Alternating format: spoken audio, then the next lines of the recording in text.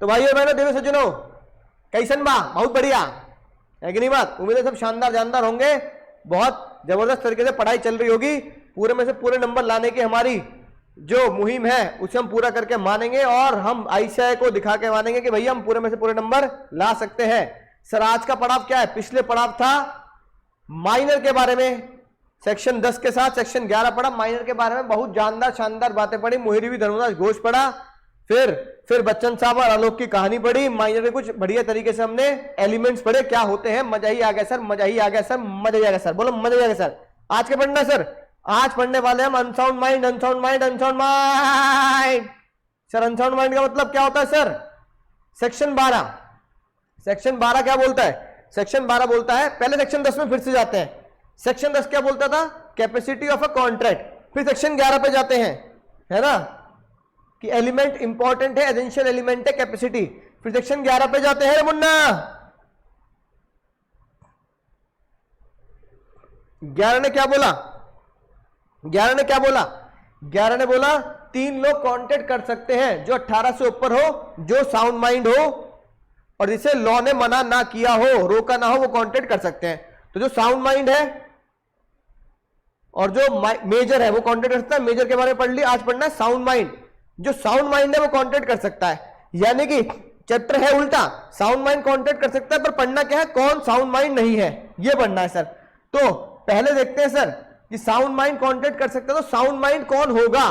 तो सेक्शन 12 ने बोला, ठीक है ना, 10 + 11 + 12, 3 सेक्शन एक साथ पढ़ेंगे। 10 11 12, 10 11 12, 10 11 12, 10 11 12, 10 11 12, 10 11 12। तो 12 ने क्या बोला? 12 ने बोला साउंड माइंड कौन होता है sir? Who is sound mind? Who is sound mind? Who is sound mind? 12 ये बोलता है साउंड माइंड कौन है, साउंड माइंड कौन है। तो दो बातें, बिल्कुल दो बातें। आपसे जो मैं बात कह रहा हूं कि भैया मेरा ये मोबाइल है ना 20,000 में खरीद लो, तो आपको ये बात समझ में आनी चाहिए कि मैं क्या बोल रहा हूं। मैं 20,000 रुपए की बात कर रहा हूं, है ना, और किसी कॉन्ट्रैक्ट में आपको एंटर करने की बात कर रहा हूं। और साथ साथ क्या आप उसमें जजमेंट निकाल लें, आप उसमें अपना फायदा, आप उसमें अपना फायदा निकाल लें, आप उसमें अपना फायदा निकाल लें, आप उसमें अपना फायदा निकाल लें, आप उसमें अपना फायदा निकाल लें, अपना हित निकाल लें कि इस कॉन्ट्रैक्ट को करके मेरा फायदा होगा या नहीं होगा। अब भैया मैंने ही खरीदा कितने में? 15,000 में, और तुम्हें मैं बोल रहा हूं 20 में खरीद लो, 25 में खरीद लो, तो भैया क्या, तो क्या इसमें आपका फायदा होगा क्या? सर बिल्कुल नहीं होगा, बिल्कुल नहीं होगा, बिल्कुल नहीं होगा। यानी कि अगर आप फिर भी डील कर रहे हैं तो साउंड माइंड नहीं है। तो साउंड माइंड वो व्यक्ति होता है जो दो बातों को प्रूफ कर दे। साउंड माइंड वो व्यक्ति होता है जो दो बातों को प्रूफ कर दे। साउंड माइंड वो व्यक्ति होता है जो दो बातों को प्रूफ कर दे। पहली बात कि उसके साथ जो कॉन्टैक्ट किया जा रहा है उसने उसे समझ लिया, उसके साथ जो कॉन्टैक्ट किया जा रहा है उसने उसे समझ लिया, उसने उसे समझ लिया। और समझने के बाद वो ये बात भी प्रूफ कर दे कि समझने के साथ साथ उसने जजमेंट निकाल ली कि उस कॉन्ट्रैक्ट से उसका फायदा है कि नहीं है, उस कॉन्ट्रैक्ट से उसका फायदा है कि नहीं है। समझ गए सर? अब अगर बात करें साउंड माइंड की, तो भैया पहले बात करते हैं, मैंने तुम्हें वीडियो दिखाई मुन्ना भाई एमबीबीएस, मुन्ना भाई एमबीबीएस, एमबीबीएस की वीडियो दिखाई, मुन्ना भाई एमबीबीएस की वीडियो दिखाई। अब मुन्ना भाई एमबीबीएस में मुझे बताओ, मुन्ना भाई जो थे वो हमेशा ही अनसाउंड रहते थे या कभी कभी अदिति दुनिया में कोई यूं ही मिल जाता है, या फिर वो कभी कभी अनसाउंड होते थे? मुन्ना भाई परमानेंट अनसाउंड थे या मुन्ना भाई कभी कभी अनसाउंड थे? जल्दी बता रहे बाल को कि मुन्ना भाई परमानेंट अनसाउंड थे या मुन्ना भाई कभी कभी अनसाउंड होते थे?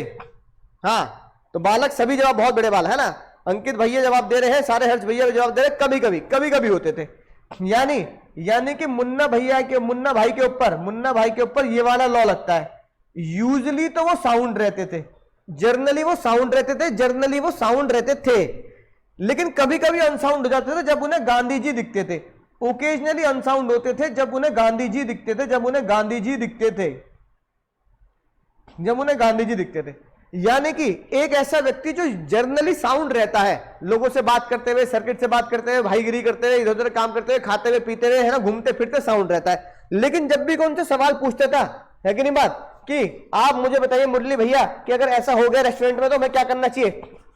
बापू से पूछने का, हाँ बापू बताने का, बापू मुन्ना उससे कहो कि ऐसा करे और अगर वो छिछ करके बुला रहा है तो वो लड़का सही नहीं है ना। ए वेटर को बुलाने का बोल, ए सही नहीं है, निकल ले, है कि नहीं बात, राइट। तो भैया ऐसे सवाल पूछने पर वो अनसाउंड हो जाया करते थे। समझ गए सर, समझ गए सर, याद आ गए पिक्चर हंस रहे हो, है ना। ऐसे सवाल पूछने पर वो अनसाउंड होते थे। यानी जो बंदा कभी कभी अनसाउंड होता था, क्या वो कॉन्टेक्ट कर सकता है सर? क्या वो कॉन्टेक्ट कर सकता है? कर सकता है। अनसाउंड व्यक्ति जो कभी कभी साउंड होता है, ओकेजनली जब वो अनसाउंड होता है और यूजुअली जब वो साउंड रहता है तो कॉन्टेक्ट कर सकता है। जब वो यूजुअली साउंड था तो साउंड की स्थिति में कॉन्ट्रैक्ट कर सकता है। तो मुन्ना भाई साउंड की स्थिति में कॉन्ट्रैक्ट कर सकता है। ठीक है, बात समझ आ गई। ऐसे दूसरा भैया, ऐसी कोई बंदा यूजुअली अनसाउंड रहता है, जर्नली यूजुअली तो वो बंदा अनसाउंड रहता है, जर्नली यूजुअली बंदा अनसाउंड रहता है, बट कभी कभी ओकेजनली साउंड हो जाता है, बट कभी कभी ओकेजनली अनसाउंड हो जाता है, बस कभी कभी ओकेजनली अनसाउंड हो जाता है। अरे भैया मैं तो पहले ही कह रहा हूं, है ना, राजपाल यादव की तरह कभी कभी ओकेजनली अनसाउंड हो जाता है। अब वो कभी कभी ओकेजनली अनसाउंड हो गया तो कॉन्टेक्ट कब करेगा सर? ओकेजनली जब वो साउंड हो गया है ना, यूजुअली अनसाउंड है, ओकेजनली साउंड हो, कॉन्टेक्ट कर सकता है। तो वो कॉन्टेक्ट कर सकता है, contract when he is sound, contract कर सकता है जब वो साउंड हो जाए, कॉन्ट्रैक्ट कर सकता है जब वो साउंड हो जाए। समझ गए सर? बोलो समझ गए सर? मजा आ गया सर। अगली बात, सर वो कॉन्ट्रैक्ट कर सकता है जब वो साउंड हो जाए, ठीक है। तो यानी वो कॉन्ट्रैक्ट कब नहीं कर सकता? जब वो अनसाउंड हो। तो बात आती है अगली, सर अनसाउंड व्यक्ति कौन होते हैं? अनसाउंड माइंड में कौन कौन आता है? Type of unsound. एक तो भैया आदमी बिल्कुल अनसाउंड हो, कुछ समझ में ना आ रहा भैया, मुझे कुछ समझ में ना आ रहा, दिमाग की बत्ती गुल है रे। उसमें भी तरह तरह के अनसाउंड होते हैं, है ना। तो वो अनसाउंड कौन से, जिनके लिए हमने गाना गाया, ग्रुप पे भेजा मैंने, दिल तो पागल है, दिल दीवाना है, दिल तो पागल है, दिल दीवाना है, सारी सारी रात दिल तो पागल है। दिल तो पागल है, दिल अनसाउंड होता है, दिल अनसाउंड होता है। डी से ड्रंकन, आई से इडियट, एल से ल्यूनेटिक। ड्रंकन व्यक्ति वो होता है जो, है ना, ड्रिंक करने के बाद उसके होश नहीं रहते, तो वो क्या कहलाया जाता है सर? दिल तो अनसाउंड है, ठीक है ना। तो जब वो ड्रंक कर लेता है, इंटॉक्सिकेटेड स्थिति में होता है, तब उसे हम अनसाउंड मानेंगे। और ड्रंकन स्थिति में किए हुए कॉन्ट्रैक्ट वॉइड कहलाए जाएंगे। यानी वो ओकेजनली अगर वो अनसाउंड हो जाता है ड्रिंक करने के बाद, तो वो वॉइड कहलाया जाएगा। इडियट कौन होता है सर? इडियट वो व्यक्ति होता है ना, जो कंप्लीटली अपनी मेंटल पावर खो चुका है, ठीक है ना, राइट। और इडियट के साथ भी एग्रीमेंट क्या किए जाएंगे सर? वॉइड किए जाएंगे। सर ल्यूनेटिक कौन होता है? ल्यूनेटिक वो होता है जो दर्द भरे गाने गाता है, जिसका ब्रेकअप हो चुका है, दर्द भरा सीने में के रोने को जी करता, माही वे मोहब्बता सचिया में, है कि नहीं बात, राइट। तो दर्द है, डिप्रेशन में चला गया बेचारा,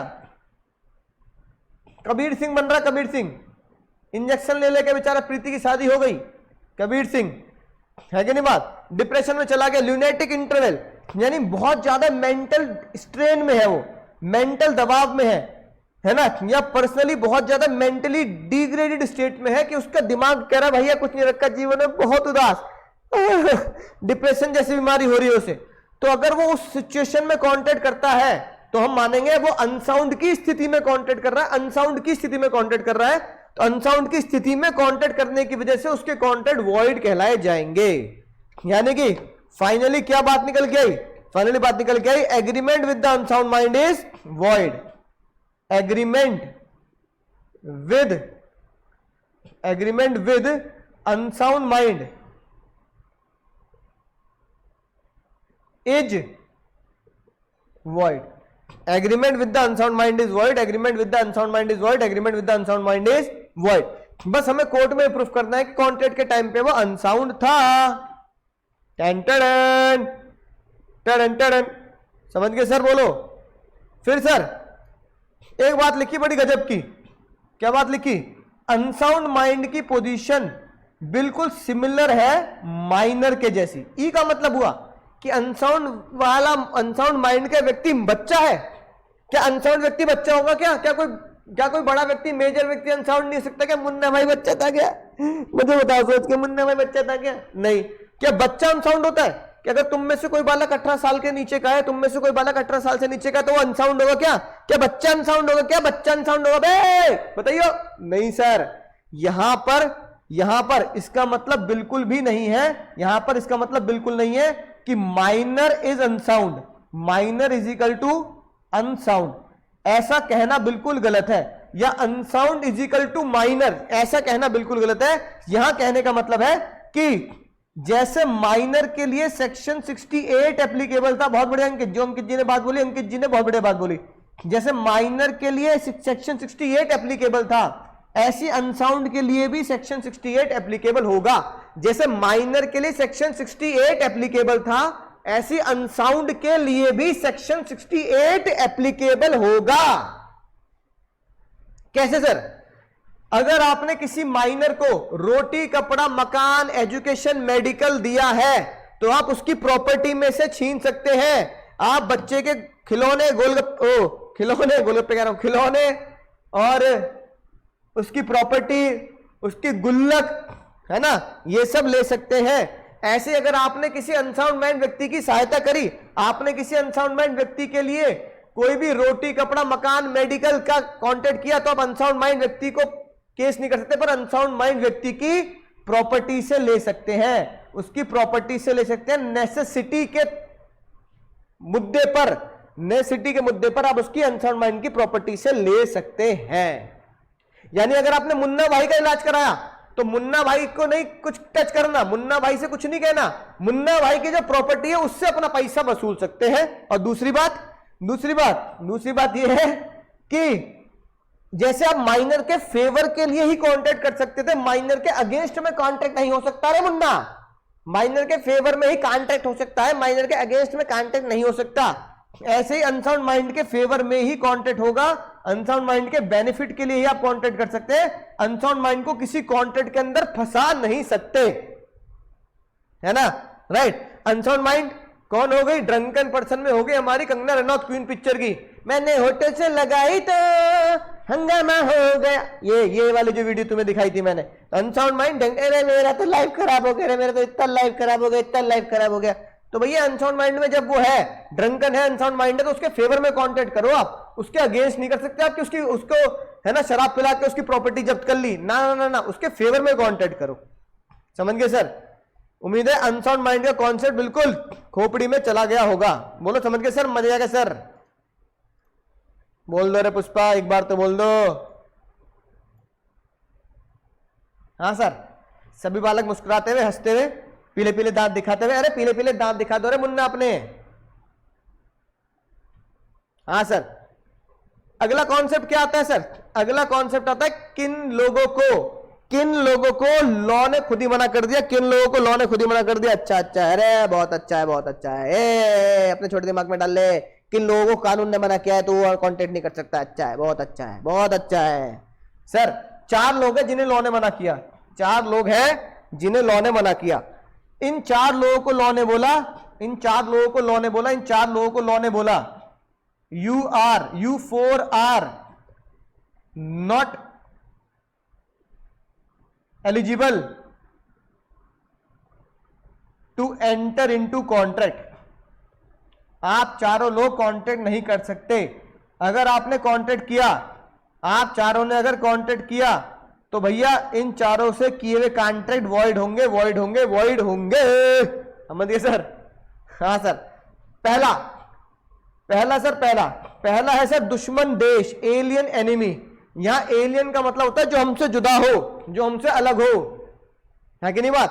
तुम्हारे बगल में बैठा हुआ दोस्त, है ना, तुम्हारे बगल में बैठा हो भाई बहन, बगल में मम्मी पापा बैठे हैं, वो सब हमारे लिए क्या एलियन। अब पापा से मत कहने लगना पापा एलियन, पापा वही चप्पल निकाले, वही नीली पट्टी वाली रिलैक्स से बहुत तेज लगती है भाई, वो चप्पल रहेगी, है कि नहीं बात? हालांकि हम सबसे अगल बगल में जो है वो एलियन है।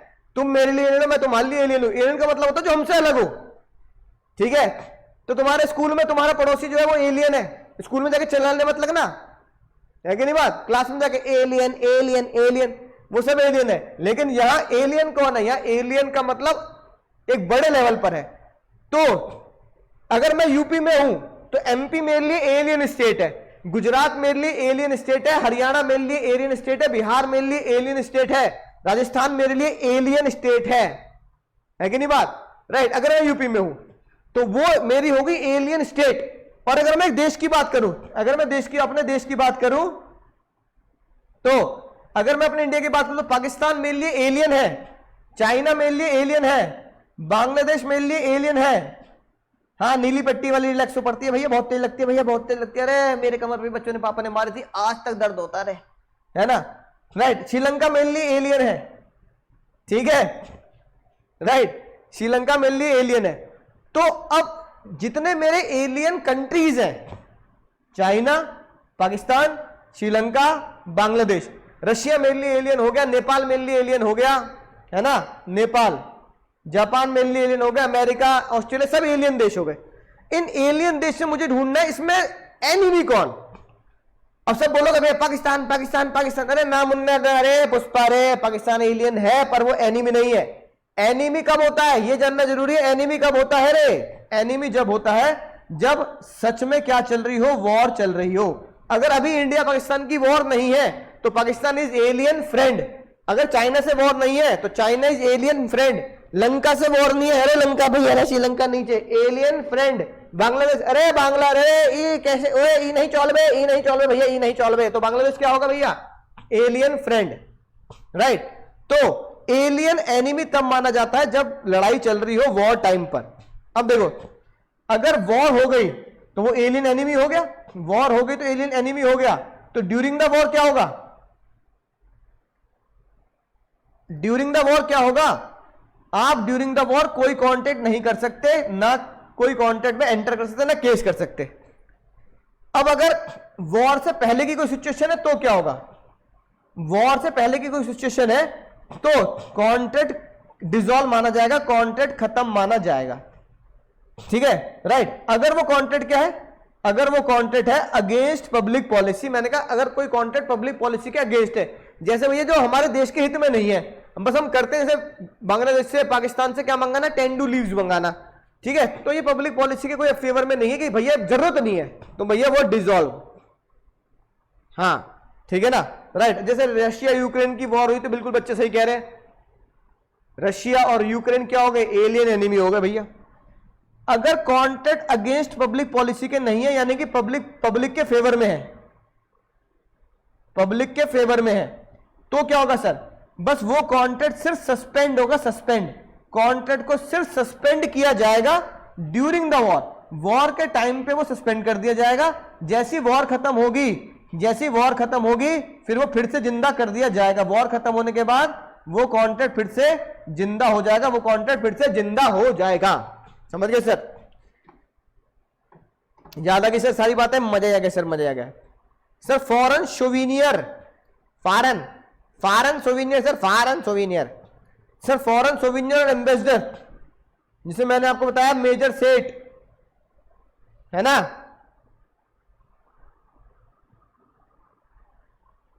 ठीक है। हाँ, मतलब वो जब तक सेंट्रल गवर्नमेंट का तो फिर अलग मुद्दा होगा, सेंट्रल गवर्नमेंट ने लाइसेंस दे दिया तो फिर तो आप कर सकते हैं, उसमें कोई दिक्कत नहीं है ना। अब देखो फॉरेन एम्बेसडर हो गया जो हमारे विदेशी राजदूत होते हैं, जो एम्बेसी में बैठे होते हैं, जो एम्बेसी में बैठे होते हैं, जो भैया एम्बेसी में बैठे हैं, सरकारी मेहमान, सरकारी राजदूत, आपको पता लग गया होगा, मेजर बेग, जो मैंने आपको मूवी दिखाई। फॉरेन एम्बेसडर के साथ आप किए हुए कॉन्ट्रैक्ट क्या होंगे सर? बिल्कुल वॉइड होंगे, ठीक है ना। They can enter into contract for those in our court, वो कॉन्ट्रैक्ट करके हमारे खिलाफ केस कर सकते हैं, पर हम फॉरेन एम्बेसडर के खिलाफ केस नहीं कर सकते, है ना। लिख सकते हैं भैया, लिख सकते हैं, कोई बड़ी बात नहीं है हर्ष भैया, लिख सकते हैं, कोई दिक्कत वाली बात नहीं, कोई दिक्कत नहीं है, मुद्दे पे आओ, है ना, कोई दिक्कत नहीं, right. They can but they can not be sued in our court, हम उनके खिलाफ केस नहीं कर सकते, वो हमारे खिलाफ केस कर सकते हैं।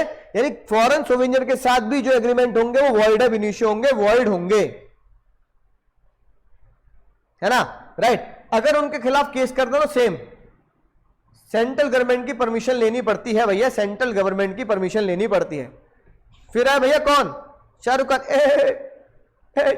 मैंने कहा था, मैंने कहा था, ए वरदान, मैं दुनिया की किसी भी जेल में अपने आप को सरेंडर करता था, लेकिन मैंने यही जेल क्यों चुनी? तो मैंने यही जेल क्यों चुनी? तो भैया एक कैदी जो जेल में होते हुए कॉन्ट्रैक्ट कर रहा है, सरासर पाप है सर।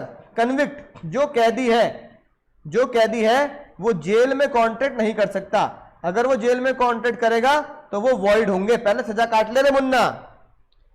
यानी during the period of sentence, during the period of कैद, अगर वो कैद में है तो भैया कैद में होते हुए he can not enter into contract.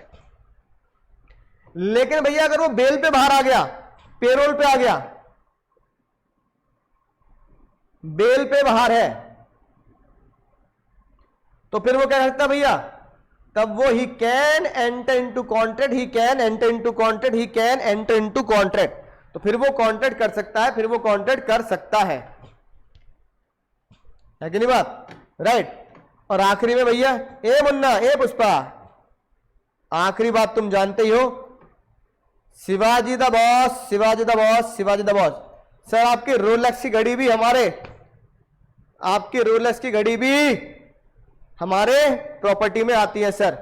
जब कोई बंदा इंसॉल्वेंट हो गया तो वो कॉन्ट्रैक्ट नहीं कर सकता, he can not enter into contract, क्योंकि उसकी प्रॉपर्टी के रिलेटेड कोई कॉन्ट्रैक्ट क्यों नहीं था? क्योंकि उसकी प्रॉपर्टी कोर्ट में है भैया, उसकी प्रॉपर्टी कोर्ट में है। तो प्रॉपर्टी कोर्ट में तो मैं कैसे कॉन्ट्रैक्ट कर लूंगा? शिवाजी कैसे कॉन्ट्रैक्ट कर लेंगे? शिवाजी को आप स्यू नहीं कर सकते, शिवाजी भी किसी और के ऊपर केस नहीं कर सकता। यानी क्या उसकी जिंदगी बिल्कुल खराब कर दी? ना वो कॉन्ट्रैक्ट कर सकता, ना वो खा पी सकता, ना बेचारा किसी से कोई डील कर सकता, ना ना ना ना। जज साहब ने कहा शिवाजी एलिजिबल हो जाएंगे कब? जब शिवाजी को कॉन्ट्रैक्ट के अंदर एंटर होने की परमिशन मिल जाएगी। और कॉन्ट्रैक्ट के अंदर एंटर होने की परमिशन कब मिलेगी? जब उनकी डिस्क्वालिफिकेशन रिमूव हो जाएगी, जब उन्हें क्या मिल जाएगा sir? Insolvency discharge certificate. When Shivaji receive insolvency discharge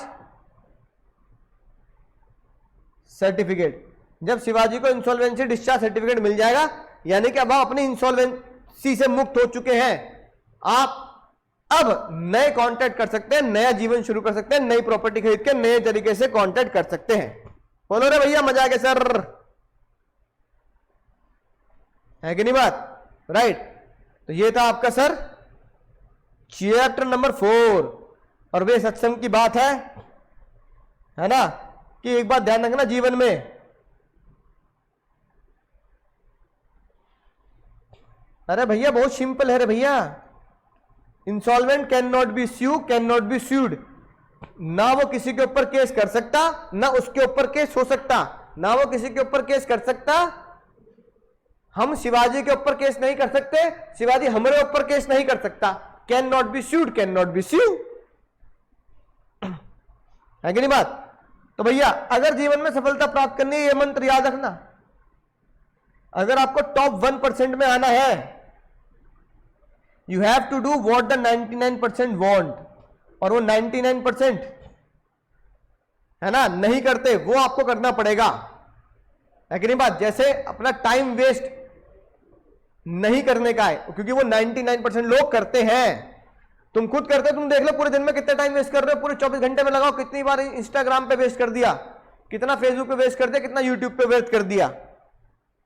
लेकिन जो 1% वाला होगा, वो समय की कीमत जानता होगा, वो जानता होगा टाइम इज मनी, वो जानता है टाइम इज मनी। सुनो ध्यान से दोस्त, हम लॉ में एक शब्द पढ़ते हैं कंसीडरेशन, जिसका मतलब होता है हम जो करते हैं उसके बदले हमें कुछ ना कुछ जरूर मिलेगा। आप जो करेंगे उसके बदले कुछ ना कुछ आपको जरूर मिलेगा। यही प्रकृति का सिद्धांत है, यही कर्मा है और यही लॉ ऑफ कंसीडरेशन है। अब यह सिद्धांत काम कैसे करता है? आप खुद इस सिद्धांत को अस्तित्व में लाते हैं। लाइफ के सबसे जरूरी सालों को मेहनत ना कर वेस्ट कर आप खुद इसे अस्तित्व में ले आते हैं। उन्हें आप बर्बाद करते हैं सोशल मीडिया पर, अनप्रोडक्टिव कामों को कर कर आपका अंगूठा बस मोबाइल की स्क्रीन पर स्क्रॉल करता जाता है और समय निकलता जाता है और आप उम्र के उस पड़ाव में पहुंच जाते हैं जब आप पीछे मुड़ के देखते हैं तो आपको लगता है मैंने शायद समय व्यर्थ कर दिया और ये जीवन एक ऐसा है जहाँ पे कुछ भी लौट कर नहीं आता। टाइम ट्रैवल जैसी कोई चीज़ हमारी दुनिया में मौजूद नहीं है कि आप वापस जाके सब कुछ ठीक कर सकते हैं। तो अगर आप अभी अपना समय व्यर्थ कर रहे हैं तो ये कंसिडरेशन का सिद्धांत आपको बदले में क्या दे रहा है? आपको बदले में मिलेगा जिंदगी जीने की लड़ाई, पैसों की किल्लत, रेस्पेक्ट की कमी, मनपसंद चीजों से कॉम्प्रोमाइज करना पड़ेगा आपको, और जो आप चाहते हैं, जैसी जीवन शैली आप चाहते हैं, शायद उस तक पहुंचने में आपको बहुत ज्यादा मुश्किलें आने वाली हैं। लेकिन दोस्तों इसका पॉजिटिव इफेक्ट भी है। अगर आप लॉ ऑफ कंसिडरेशन के इस सिद्धांत को पॉजिटिव वे में अस्तित्व में लाते हैं, यदि आप अपने ये 4 या 5 साल मेहनत करते हैं, स्ट्रगल करते हैं, टाइम वेस्ट नहीं करते, आपको पता है कि मैं जहां टाइम वेस्ट कर रहा हूं वो मुझे कुछ भी प्रोडक्टिव देने वाला नहीं है, वो मेरे लिए बिल्कुल बेकार का इन्वेस्टमेंट है। हम हमेशा पढ़ते हैं इन्वेस्टमेंट ऐसी जगह करो जहां पर रेट ऑफ रिटर्न ज़्यादा मिले। तो आपकी इस मेहनत के बदले, आपके इस स्ट्रगल के बदले कंसिडरेशन का सिद्धांत आपको देगा जिंदगी भर की सक्सेस, जिंदगी भर का एंजॉयमेंट, फेम, पैसा। आपके जीवन की वो शैली आपको मिलेगी जिसे आप हमेशा बचपन से जीना चाहते हैं, सपनों में देखते हैं कि मैं एक ऐसा जीवन जीऊँगा। तो ये सब कुछ आप हासिल कर सकते हैं अपने जीवन में, लेकिन दोस्तों समझना पड़ेगा उसके लिए इस कंसिडरेशन के सिद्धांत को। तो आज ही काम में लग जाइए, वक्त बर्बाद मत कीजिए, लॉ ऑफ कंसिडरेशन को पहचानिए, अभी से प्रोडक्टिव चीज़ों का इस्तेमाल कीजिए, छोड़ दीजिए अनप्रोडक्टिव चीज़ों को, टाइम वेस्ट करने की सारी जगहों को, और मेहनत में अभी से आज से जुट जाइए, तभी लॉ ऑफ कंसिडरेशन आपके लिए काम करना शुरू कर देगा। ये बात याद रखना, ये 5 साल का स्ट्रगल आने वाले आपके 50 सालों का कंसिडरेशन होगा। इन 5 सालों की मेहनत में आपको अगले 50 साल का एंजॉयमेंट, मनी, फेम सब मिलेगा। तो इसी उम्मीद के साथ कि आप अभी से ही चीज़ों में जुट जाएंगे और कंसिडरेशन के सिद्धांत को अपने जीवन में पॉजिटिवली लेके आएंगे। मैं मिलूंगा आपको अगली वीडियो में, तब तक कुछ ना कुछ सीखते रहिए, आगे बढ़ते रहिए।